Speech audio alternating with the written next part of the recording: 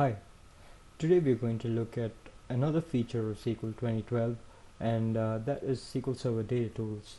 Now, SQL Server Data Tools particular is basically nothing but a reworked version of the Business Intelligence Development Studio, and contains the interface from which you can design cubes, integration services packages, as well as reporting service reports.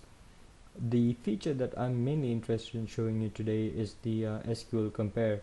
And the reason for this is because while SQL Server Business Intelligence Development Studio did allow you to go ahead and create packages, reports, and cubes, the very fundamental relational database has always been missing from a project perspective as far as this particular IDE is concerned. The only way you could create databases and database projects earlier was using the Visual Studio environment, the Visual Studio IDE. And as you can see on the screen in front of me, the Business Intelligence Development Studio that has been reworked as SQL Server Data Tools is actually nothing but a Visual Studio shell. And therefore now we have the ability to go ahead and integrate database projects along with the normal set of projects that we had previously. So let me just go ahead and show you how you want to do that, and I'll then show you how to use SQL compare to go ahead and identify differences and things like that. The first thing that you want to do is, just like how you would do in Visual Studio, you click on File, New Project, choose a SQL Server project. Also, by default, you should always go ahead and create a solution that you're familiar with, something that you can name properly. But in this case, for the purpose of this demonstration, I'm just creating the project itself. So I'll say something like sample database.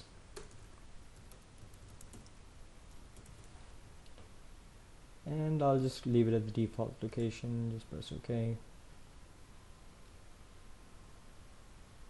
At this point, my database is created.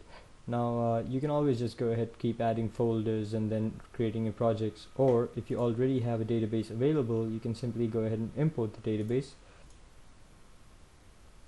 So I'm going to go ahead and create a database called sample database.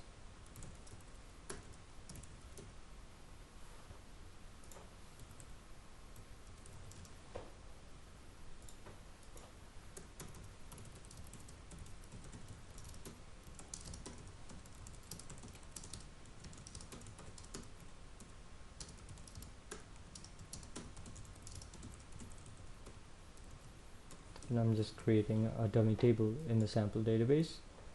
So let me just go ahead and now import this particular object into this project. So I'm going to click new.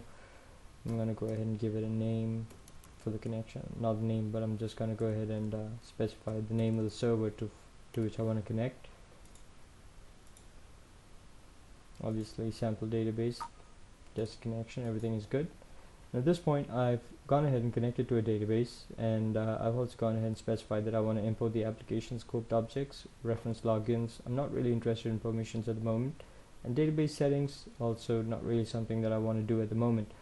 Now the next option is you can go ahead and specify the folder structures. Generally schema and then object is a good way to start. It keeps everything very organized. So at this point, it's going to start importing the objects, and as you can see, really not much happening there because I just have one table and one schema. So it's imported everything. You press finish, and under the DBO schema, I've got a table, and the table is ABCD. And if I open it up, I've got the schema.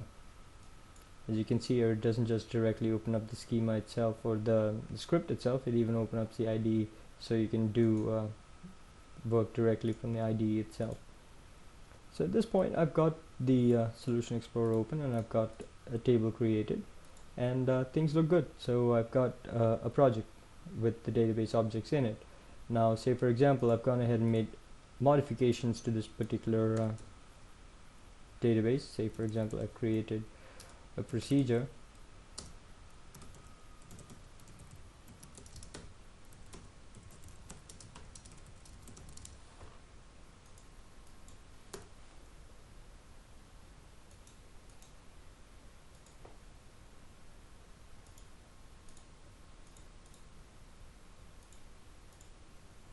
And now I want to go ahead and import this particular object into my database.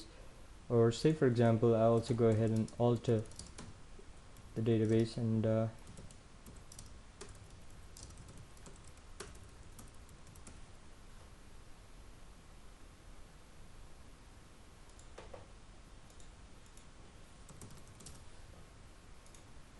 add a column to it. So I've got one new object and one modified object, as you can see here. Now I want to go ahead and import that information into my database, at which point I'll go ahead, right click the project and select Schema Compare. Now when I do this, it's basically asking me to compare this particular project against target. Now in my case, I want to go ahead and merge changes from the database into the source code, so I'll go ahead and change the source to the database. I've already created the connection previously, so I'm just going to reuse it. And the target in this case is going to be my project, which is sample database.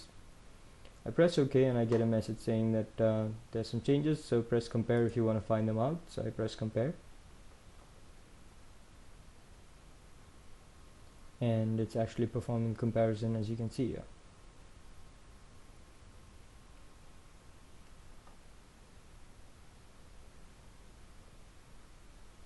And once that's done, you can see that this is a new object, a procedure that's being added, and then you got an existing object, ABCD, where there's the change, as you can see the dates. So this is how you want to go ahead and identify differences in the schema. And now that I know these are the changes I want to go ahead and merge, I'll just go ahead and press update, and it's going to identify these changes and sync them up with the existing objects that I have here. So you can see that I've got a new folder called store procedures, and it's got the store procedure that I've created. If I want to validate it, I can press compare again, and now there are no changes. You can also go ahead and save the schema compare file so that you can identify or create a report out of what's been modified. And as you can see, when I double click that particular script, I can see the new column that I've added. So this is pretty much all there is really as far as SQL Server Data Tools and Schema Compare is concerned. And as you can see, it's really useful for DBAs and developers who have been struggling with having two different interfaces to work with. I hope you've enjoyed this video, and thank you for watching.